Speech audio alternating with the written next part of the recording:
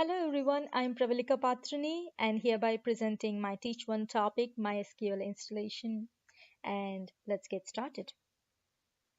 To begin with, Microsoft SQL is a relational database management system and a standardized programming language used to manage databases and query data. SQL Server has data tools for developing databases and Management Studio for deploying, monitoring, and managing databases. So for the installation, it is a bit different for the Mac users and the Windows users. And for the Mac users, first they can install either VirtualBox, Parallels, VMware, or any other software necessary before SQL Server installation. Virtual machine is first configured, followed by the installation of guest operating system in it. And then the installation of guest operating system is the same for the Mac and Windows users. For the Windows users, this step is very much necessary. They must mount or burn the disk image before the server installation. And here comes the steps in installing MySQL. For us Mason students, we have free access to the Microsoft products, so sign in using Mason ID and password to proceed with it. Search for SQL Server, preferably the newest versions.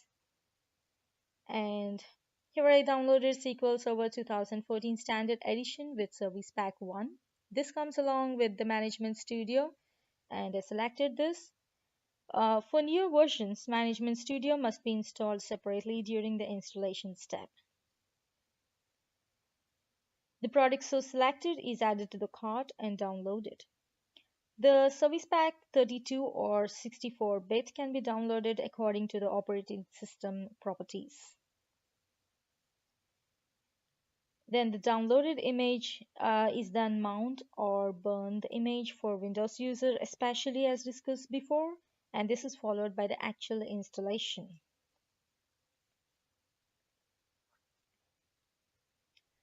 It is always a good practice to run as administrator, and then the software and hardware requirements can be viewed if necessary, and you can actually proceed to the installation step. So here is a bit different for the new SQL Server and the older versions. So the first picture is the older SQL Server version and the second one is the newest server. The difference is that there is the server management tool separately installed for the newer versions. So the new SQL Server standalone installation or add features to an existing installation is selected.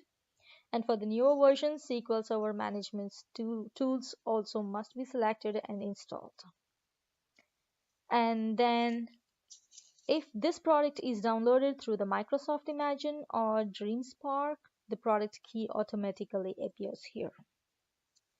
And then the license terms are accepted and move to the next. And these are the set of installation rules that are displayed, and as the status shows passed, you can actually move on to the next step.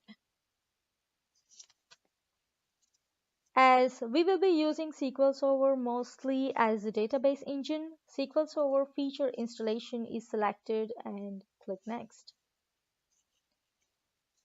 So in this tab, the left of the pane has features and right to the pane has description of the selected features. The basic packages are database engine services and management tools, and therefore they can be selected and click Next.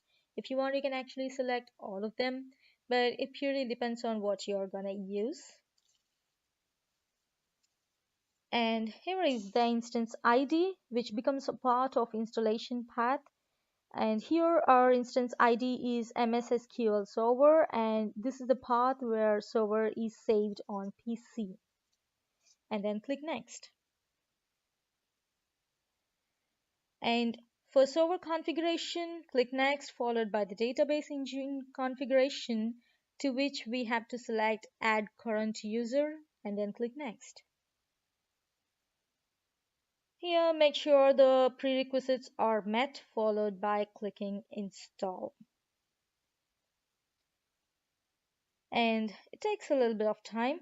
The time taken to install the server depends upon the PC speed and type of server pack selected, either 32 or 64-bit, and it purely depends upon your operating system properties.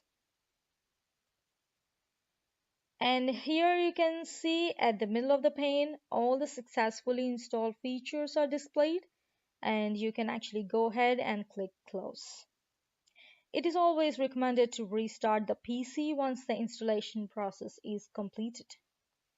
And when you restart it and reopen the app, this is how the SQL Server environment is going to look. And that's it. And if you have any questions or stuck somewhere during the process of installation, please feel free to comment below this link. Thank you for watching my presentation and wish you all good luck with SQL Server installation.